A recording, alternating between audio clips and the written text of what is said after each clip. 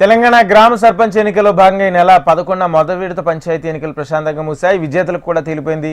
ఉప సర్పంచ్ ఎన్నిక కూడా పూర్తయింది. ఇవాళ రెండో విడత పంచాయతీ ఎన్నికలు కొనసాగుతున్నాయి. రాష్ట్ర వ్యాప్తంగా చివరి దశ పంచాయతీ ఎన్నికలు ఈ నెల 15న జరగనున్నాయి. మూడో విడతలో 182 మండలాల్లోని 4157 సర్పంచ్ స్థానాలకు ఎన్నికలు జరిగాయి. అయితే ఇవాళ రెండో విడత పంచాయతీ ఎన్నికలు ప్రారంభమయ్యాయి. దీనికి సంబంధించి పూర్తి సమాచారం మా ప్రతినిధి రవికిరణ్ అందిస్తారు. రవికిరణ్. రాజేందర్, తెలంగాణ వ్యాప్తంగా రెండో విడత గ్రామ పంచాయతీ ఎన్నికల పోలింగ్ అయితే సిద్ధమైందని చెప్పవచ్చు. ఇప్పటికే ఓటర్లందరూ కూడా బారులు తీరిన సిచ్యువేషన్ కనపడుతుంది. ఉదయం నుంచి 7 గంటల నుంచి 1 గంట వరకు పోలింగ్ ఉంటుంది కాబట్టి పెద్ద ఎత్తున ఓటర్లందరూ కూడా తమ యొక్క ఐడి కార్డులు తీసుకొని ఓటు వేసేందుకైతే వస్తున్నారు. ఇప్పుడు ఖమ్మం జిల్లా వ్యాప్తంగా కూడా దాదాపుగా ఇటు ఖమ్మం అటు భద్రాద్రి కొత్తగూడెం 2 జిల్లాల వ్యాప్తంగా 13 మండలాల పరిధిలో పోలింగ్ నడుస్తుంది. ప్రస్తుతం సెన్సిటివ్ ఏరియాలను కూడా గుర్తించారు. సెన్సిటివ్ ఏరియాలో కూడా ఉదయమే ఎక్కువగా పోలింగ్ అయ్యే విధంగా ఏర్పాట్లు కూడా చేసిన సిచ్యువేషన్ ఉంది. ప్రస్తుతం మనం చూడొచ్చు ఓటర్లందరూ కూడా తమ యొక్క స్లిప్పులు చూపిస్తూ లోనకి ఎలా అవుతున్నారు. ఇప్పటికే పోలింగ్ బూతుల దగ్గరకు చేరుకుంటున్నారు. ఉదయం చలి ఎక్కువగా ఉన్న దృష్ట్యా మంచు కూడా ఎక్కువగా కురవడంతో ఓటర్లు ఎవరు కూడా రాని పరిస్థితుంది. 7 గంటల తర్వాతనే పోలింగ్ కేంద్రానికి అయితే వీళ్ళంతా కూడా ఓటర్లు వస్తున్న సిచ్యువేషన్ ఉంది. అలాగే పూర్తి స్థాయిలో వాళ్ళందరినీ చెక్ చేసిన తర్వాతే పోలీసులు అయితే అలౌ చేస్తున్నారు. పూర్తి స్థాయిలో భద్రత నడుమ పోలింగ్ కేంద్రాలన్నీ కూడా అంతా కూడా సెట్ చేసినట్టుగా తెలుస్తుంది. సమస్యాత్మక ప్రాంతాలుగా ఉన్నటువంటి కొన్ని ఏరియాల్లో వెబ్ కాస్టింగ్ కావచ్చు, సీసీ కెమెరాలు కావచ్చు ఏర్పాటు చేశారు.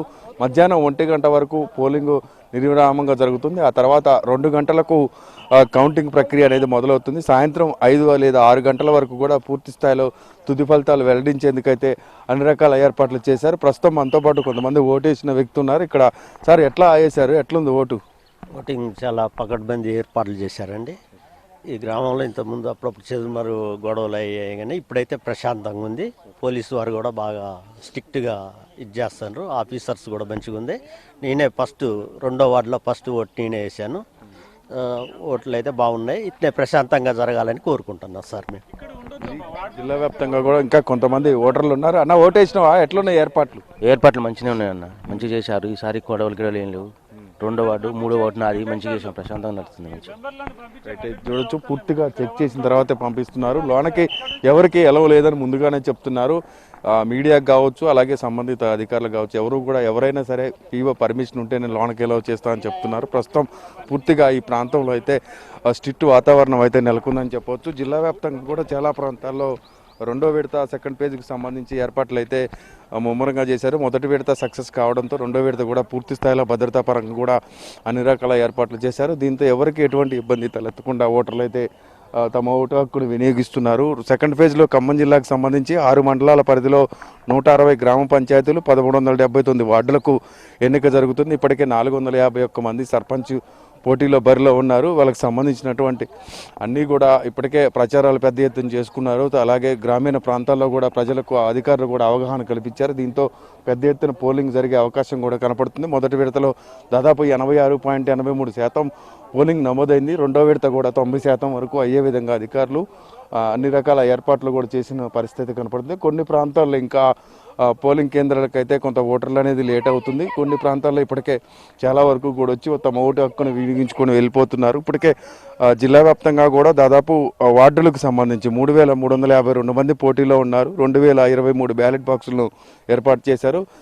రెండో విడత గ్రామ పంచాయతీ ఎన్నికలకు సంబంధించి 1831 పోలింగ్ అధికారులను ఏర్పాటు చేశారు. అలాగే 2346 మంది ఓపీఓలను కూడా రెండో విడత గ్రామ పంచాయతీలు ఏర్పాటు చేయడం జరిగింది. 28 లొకేషన్స్లో 304 క్రిటికల్ కేంద్రాలను గుర్తించారు. ఆ క్రిటికల్ కేంద్రాల వద్ద సీసీ కెమెరాలు, వెబ్ కాస్టింగ్, అలాగే దానికి సంబంధించినటువంటి భద్రత పరంగా కూడా పోలీసింగ్ను కూడా ఎక్కువ మందిని వినియోగిస్తున్నారు. ఇటు భద్రాద్రి కొత్తగూడెం జిల్లాకు సంబంధించి సెకండ్ ఫేజ్లో దాదాపు 155 గ్రామ పంచాయతీలకు ఎన్నికలు జరుగుతున్నాయి.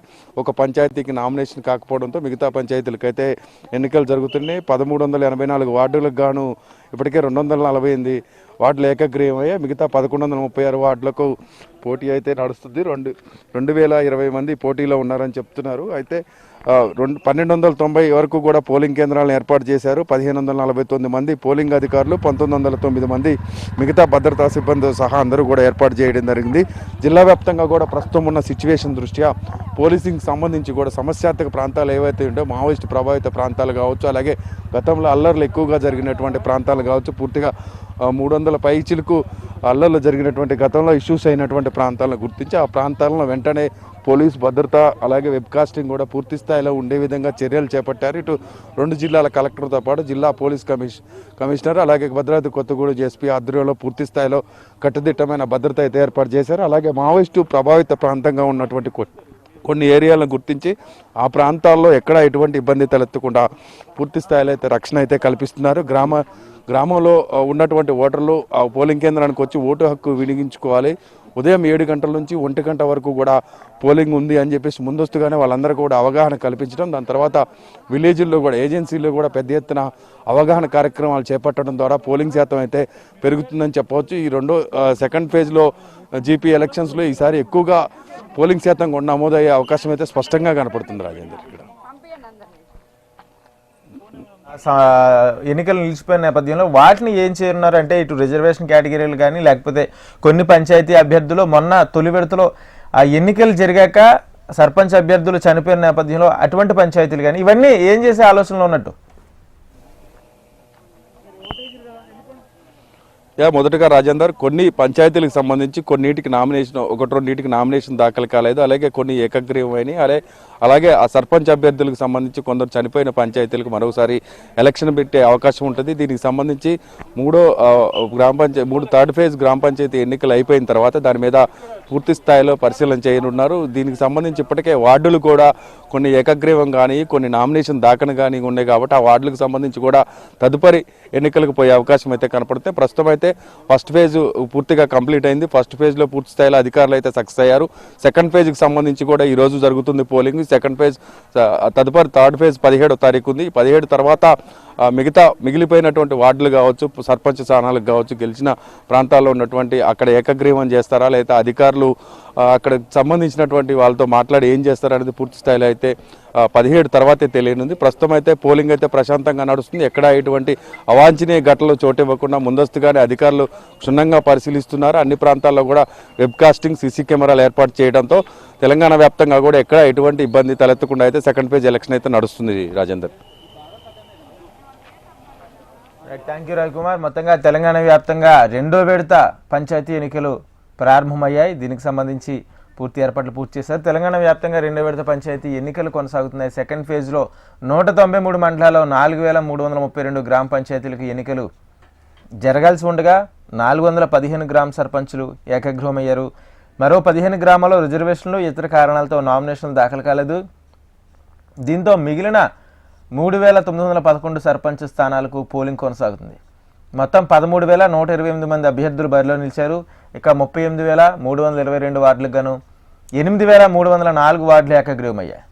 మరో 107 వార్డుల్లో ఎవరూ నామినేషన్ వేయలేదు. దీంతో మిగిలిన 29,903 వార్డులకు 78,158 మంది పోటీ పడుతున్నారు.